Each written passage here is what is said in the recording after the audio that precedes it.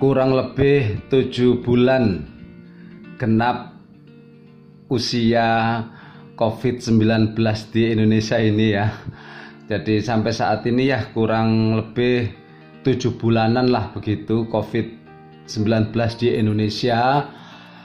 Kita sudah merasakan asam dan pahitnya COVID-19. Kita sudah merasakan pahit dan asamnya COVID ini, baik dari segi finansial, baik dari segi spiritual, baik dari segi pendidikan. Dari segi finansial, diakui atau tidak, kita akan terjadi penurunan. Ada yang di PHK, ada yang dipulangkan, ada yang dipotong gaji. Mudah-mudahan mereka sabar menerima ujian ini.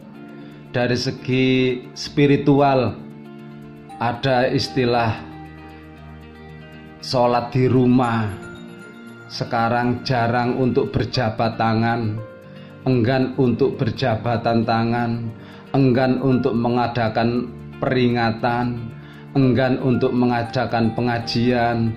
Semuanya ini efek dari COVID-19. Dari segi pendidikan, ada istilah belajar di rumah atau homeschool, ada istilah daring, ada istilah KPT.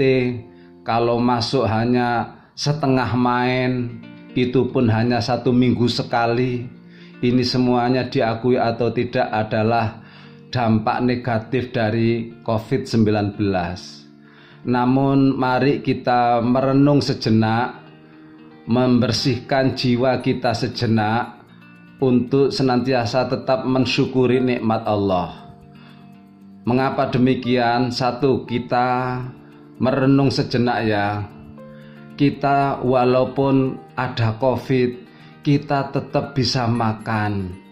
Walaupun ada COVID, kita bisa minum. Samakan dengan sebelum COVID, kita tetap bisa istirahat, bisa tidur walaupun di tengah pandemi ini. Samakah? Sama. Genap usia 7 bulan COVID-19 di Indonesia. Jadi COVID di Indonesia ini kurang lebih genap 7 bulan.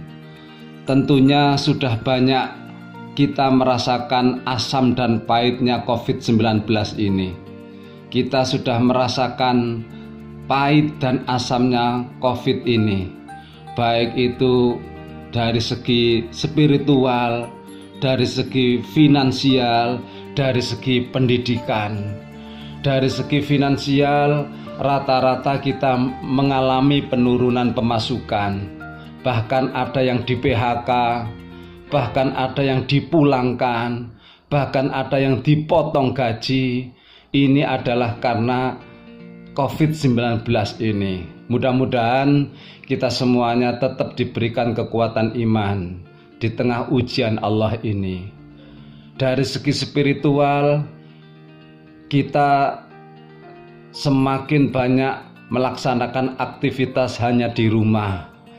Istilahnya ibadah sholat di rumah. Kita sekarang enggan untuk berjabatan tangan. Kita sekarang enggan untuk mengadakan peringatan PHBI dan sejenisnya. Kita enggan untuk mengadakan sholawatan. Ini semuanya adalah karena ada COVID-19 ini. Begitu pula dari segi pendidikan, ada istilah homeschool, belajar di rumah. Ada istilah daring. Kalau toh masuk, itu pun hanya KPT, itu pun hanya setengah main, itu pun hanya 1 minggu sekali. Ini semuanya adalah dampak dari COVID-19. Tapi sebagai orang muslim, tentunya harus tetap mensyukuri di tengah pandemi ini. Dengan cara apa? Dengan cara kita merenung sejenak. Mari kita renungkan. Walaupun kita di tengah-tengah pandemi, kita tetap bisa makan, bisa minum seperti halnya sebelum COVID-19. Iya kan? Kita tetap setiap malam bisa tidur sama dengan sebelum COVID dulu kan? Kita bisa istirahat sama dengan sebelum COVID dulu. Kita bisa rukuk dan sujud tanpa ada hambatan walaupun di tengah pandemi ini, sama kan dengan sebelum pandemi. Kita tetap bisa melaksanakan sholat 5 waktu, sama kan dengan sebelum pandemi.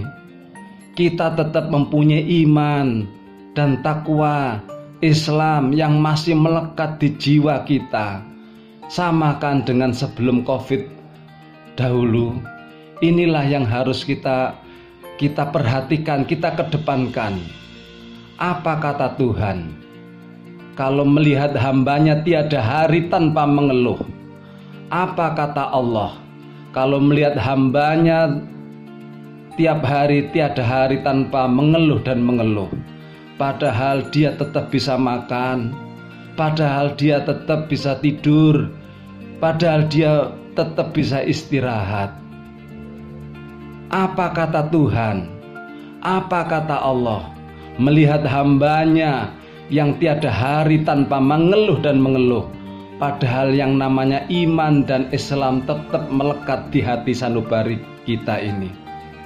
Kita ini kehilangan sesuap nasi, tetapi mutiara tetap ada di genggaman kita. Kita hanya kehilangan 1-2 sendok nasi, tetapi kita mengeluh tiada hari tanpa mengeluh, padahal hanya kehilangan sesuap nasi. Sementara mutiara iman Islam tetap ada di genggaman kita.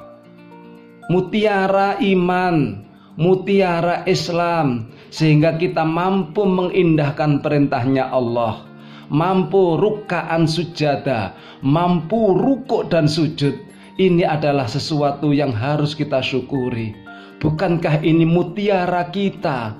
Bukankah ini adalah permata kita? Namun mengapa kita mutiara ada di genggaman kita lupakan, sementara yang kita ingat hanya sesuap nasi yang jatuh ke bawah. Inilah kelemahan kita. Diakui atau tidak, kita juga prihatin terhadap kondisi ini. Namun apalah artinya sesuap nasi jatuh, sementara mutiara tetap ada di genggaman kita. Pantaskah kita mengeluh dan mengeluh, sementara genggaman iman dan takwa, Islam, ihsan, hidayah Allah tetap ada di genggaman kita.